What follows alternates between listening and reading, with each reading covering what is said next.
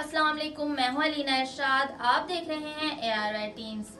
چلتے ہیں آج کی خبر کی طرف۔ قیام پاکستان کے ساتھ ہی جنگ چھڑ گئی۔ دنیا میں ایسے ممالک کی تعداد بہت کم ہے جو اپنے قیام کے فوری بعد ہی بیرونی حملوں کا شکار ہو گئے۔ پاکستان بھی انہی ممالک میں سے ایک ہے۔ قیام پاکستان کو بھی 2 ماہ ہی گزرے تھے کہ بھارت نے کشمیر پر حملہ کر کے پاکستان کو ایک انچاہی جنگ میں دھکیل دیا۔ قصہ کچھ یوں ہے کہ کشمیر بھی ان 560 سے زائد ہندوستانی ریاستوں کا حصہ تھا جنہیں آزادی کے بعد پاکستان یا بھارت میں سے کسی ایک ملک میں شامل ہونا تھا۔ کشمیر کی سرحد چونکہ پاکستان سے ملتی تھی اور وہاں مسلمان اکثریت میں تھے، اس لیے کشمیر کا پاکستان سے الحاق فطری بات تھی۔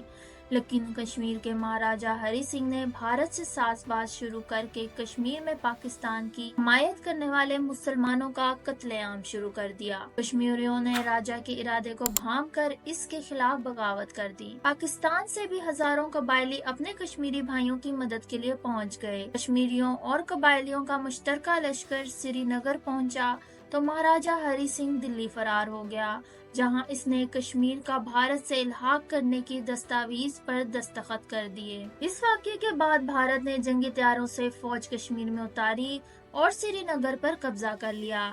اس وقت پاکستان کے وسائل سے محروم فوج کے برطانوی سربراہ جنرل ڈگلس بریسی نے قائد اعظم کے واضح احکامات کے باوجود کشمیر میں بھارت کا مقابلہ کرنے سے انکار کر دیا۔ تاہم بعد میں بھارت میں جب کشمیر پر اپنا قبضہ مستحکم کر لیا تو جنرل گریسی کو فوج بھیجنے پر کوئی اعتراض نہیں رہا، لیکن ظاہر ہے اب بہت دیر ہو چکی تھی۔ پھر بھی پاک فوج نے گلگت بلتستان اور آزاد کشمیر کا کامیاب دفاع کیا۔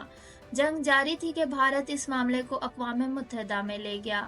اقوام متحدہ نے کشمیر میں استصواب رائے کی قرارداد منظور کی، لیکن قرارداد میں ایک ناانصافی یہ کی گئی کہ بھارت کو جارحہ قرار دینے کی بجائے الٹا پاکستان سے کہا گیا کہ وہ کشمیر سے فوج واپس بلائے۔ قائد اعظم نے یہ قرارداد غیر منصفانہ قرار دے کر مسترد کر دی۔ تاہم ان کی وفات کے بعد وزیر اعظم لیاقت علی خان اس قرارداد کے تحت جنگ بندی پر آمادہ ہو گئے اور 1 جنوری 1949 کو کشمیر میں جنگ بندی ہو گئی۔ ابھی ایک نوآزاد ریاست جو بے سر و سامانی کا شکار تھی، حالت جنگ میں تھی کہ اس پر ایک اور سانحہ ٹوٹ پڑا۔ روز کچھ نیا جاننے کے لیے اور اس سلسلے کی اگلی قسط کے لیے ہمارا چینل سبسکرائب کریں۔ مزید ایسی خبروں کے لیے ہمارے ساتھ رہیں اور ہمارا چینل سبسکرائب کریں۔